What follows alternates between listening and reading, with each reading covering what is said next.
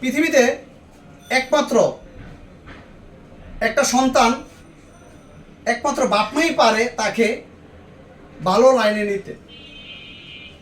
কারণ সে যখন জমিনে আসে তখন সর্বপ্রথম বাবা মা তাকে কথা শেখায়।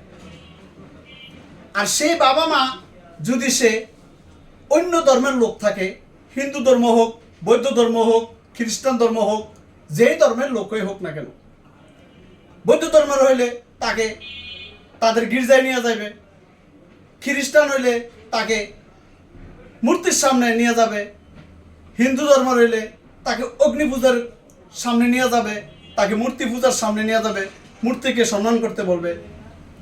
আর যদি মুসলিম ধর্মের লোক হয়, একমাত্র পৃথিবীর ভিতরে সম্মানিত জমিনে যদি কোনো মানুষ থাকে, একমাত্র শ্রেষ্ঠ মানব হয়েছে মোহাম্মদ রসুল্লাহ সাল্লাহ সাল্লাম।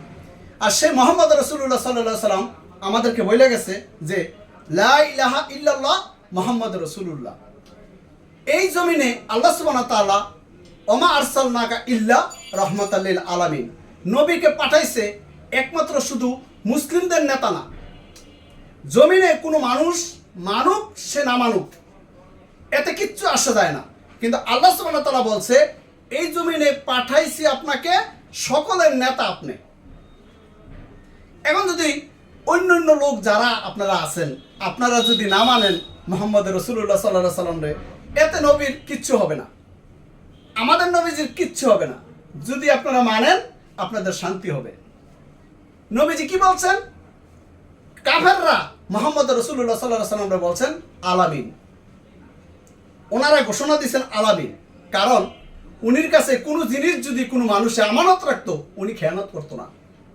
পৃথিবীর ভিতরে চ্যালেঞ্জ ধরে বলতেছি, এমন কোনো ব্যক্তি আছে দেখাইতে পারবেন যে আমানত খেয়ানত করে না?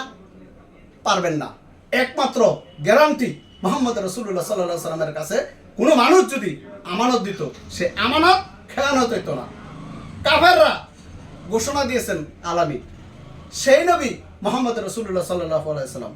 আমরা চাই পৃথিবীতে যত মানুষ আমরা বসবাস করি শান্তিতে বসবাস করার জন্য। আমরা চাই সকল মানুষ যাতে জান্নাতে যেতে পারে। আমরা চাই কোনো মানুষ যাতে জাহান্নামে না যায়। আমরা চাই শান্তির ধর্ম ইসলাম ধর্ম। একমাত্র যদি আপনারা শান্তি বিচারা চান, শান্তি পেতে চান, তাহলে একমাত্র কলমার ছায়ার নিচে আইসা পড়েন। আসলেই আল্লাহ সুবহানাহু ওয়া তাআলা আপনাদের পাশের সকল গুনাহগুলো ক্ষমা করে দিবেন। ভালো থাকবেন। আসসালামু আলাইকুম। সুবহানাল্লাহ।